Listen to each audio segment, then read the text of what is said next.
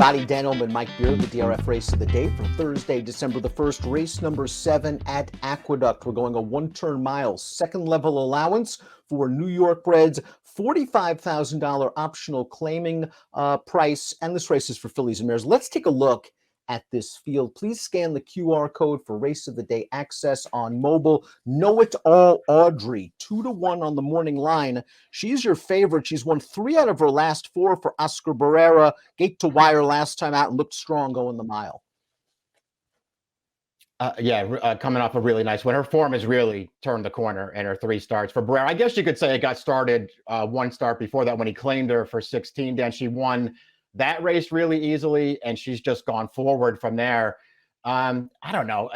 Would I take her as the favorite in this race? Absolutely not. But I can't really knock her last 3 races. She has speed. She's expected to be forward once again, according to our friends at Timeform US.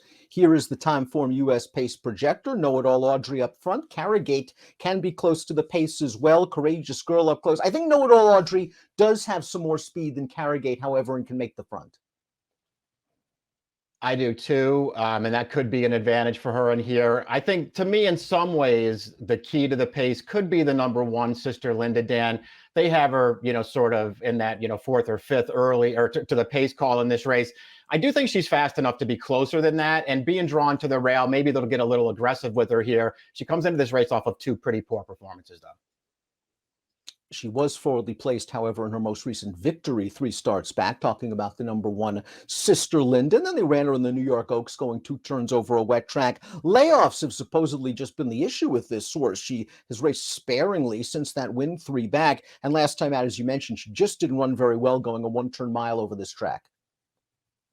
Yeah, that was not a good performance last time. And they were trying to keep her up close to the pace, and they're just sort of under a ride right from the start. But she just really couldn't go, dropped back early in that race, and then totally gave it up. That was a bad performance.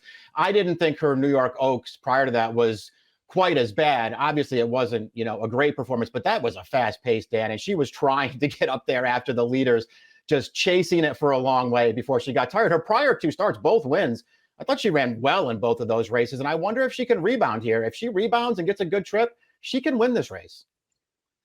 3-year-old filly getting a weight break with the capable apprentice Jose Gomez aboard. The 2 is Bustin Bay. This is a 6-time winner, 4th last time out, going 7/8 of a mile. It was a race that didn't have a ton of pace, and the winner of that race is okay. Came back to run 3rd in a first level allowance with a 75 buyer. She might need a little bit of a buyer boost, but she does have it in her. She won with a strong figure 4-pack going out of the chute at Saratoga. Yeah, I didn't really know what to do with this horse. That effort at Saratoga going the mile back in August, that was a good performance. It was the best. It's the fastest race she's ever run. She managed to just sort of stalk the pace on the outside and won really easily over Carragate, who's back in this race. I don't know. Her 3 starts since then don't really do a lot for me, but she did face good horses in those races. I could go either way on her, Dan. I want to see what kind of price she is. Carragate is up next. She wasn't as close to the pace as I expected last time out in the Empire Distaff, going 1 1/8 miles.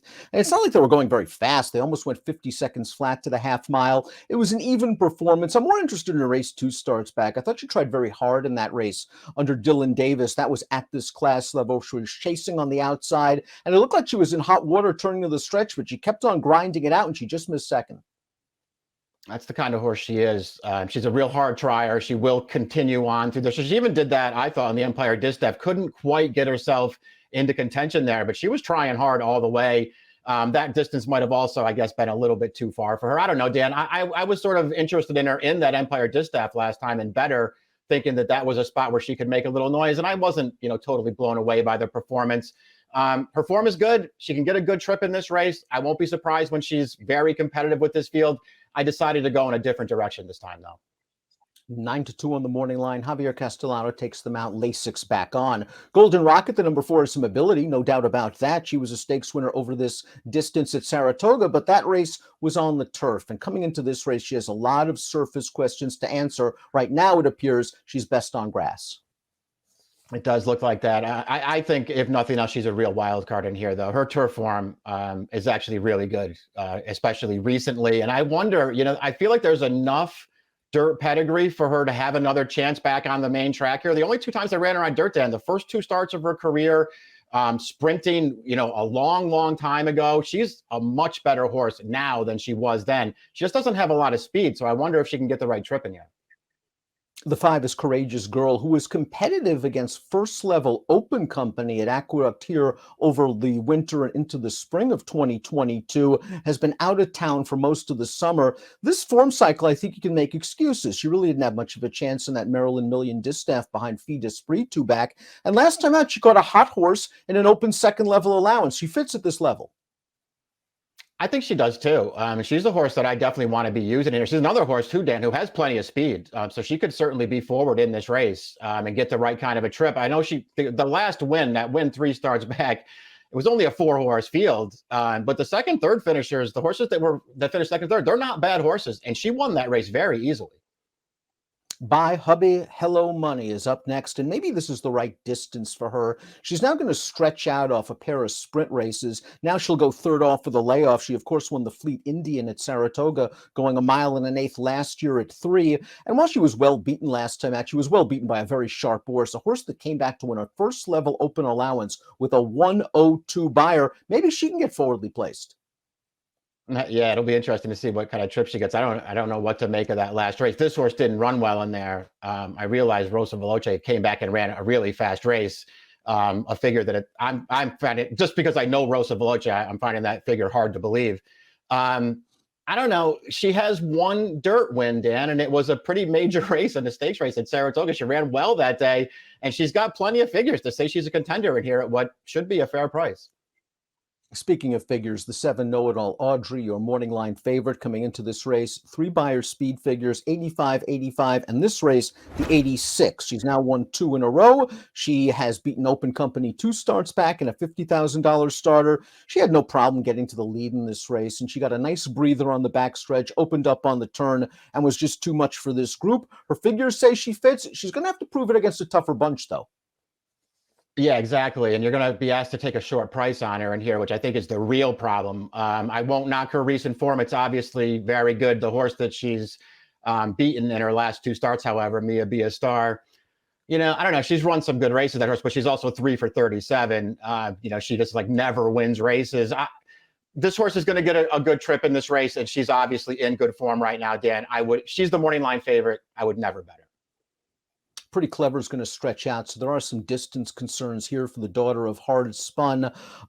Figures also a little bit light coming into this race. She did finish ahead of a horse that came back to win a $40,000 open claimer with a 76 buyer in her most recent start, a 3rd place finish sprinting at the Big A.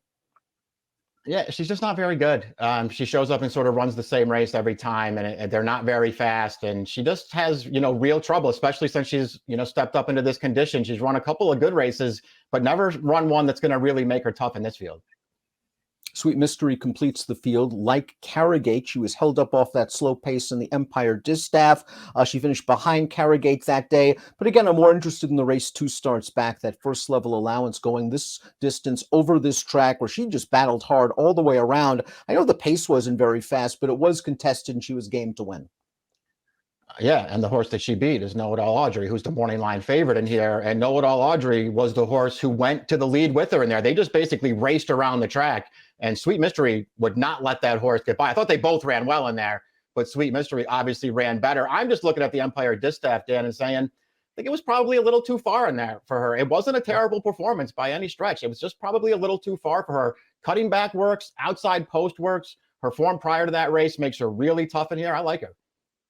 Lightly raced 3-year-old filly, lots of upside potential. Before we get to our top selections, please click the subscribe button on the Daily Racing Form YouTube channel for the latest DRF videos. Top selection time for our DRF race of the day for Thursday. We're both going to go with Sweet Mystery in here. I wouldn't be surprised if she's vying for favoritism with All About Audrey at the end of the day. I do think a good trip is going to work out from post 9, stalking the leaders.